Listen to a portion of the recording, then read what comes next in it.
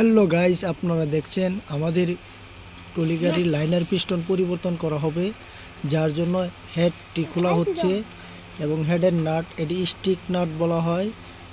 এক একটা নাটে অনেক শক্তিশালী এবং পুরা গাড়ির প্রত্যেকটা জিনিসই প্রয়োজন। প্রত্যেকটি নাট প্রত্যেকটি কাজই গুরুত্বপূর্ণ, যার জন্য হেড খোলার পরে আমরা এই হেডটি খুলে তারপরে গভর্নর বুশ খুলবো ইনশাল্লাহ। এবং দেখেন গ্যাসকেটটি দিয়ে পানি ঢুকছে মোবিলের মাঝে, এবং এই গ্যাসকেট যাওয়ার কারণে দেখা যায় যে মেশিনের ভিতরে পানি যায় এবং লাইনের পিস্টন অতি দ্রুত চলে যায়। তাই আপনারা সব সময় মোবিলটি চেক দিয়ে গাড়ি চালাবেন। এবং গভর্নর বুশ খুললো, এটি আপনার খোলার পরে আপনার লাইনের পিস্টন খোলা হবে এবং নতুন লাইনার পিস্টন লাগানো হবে এবং নতুন মোবিল দেওয়া হবে এবং এই কাজগুলো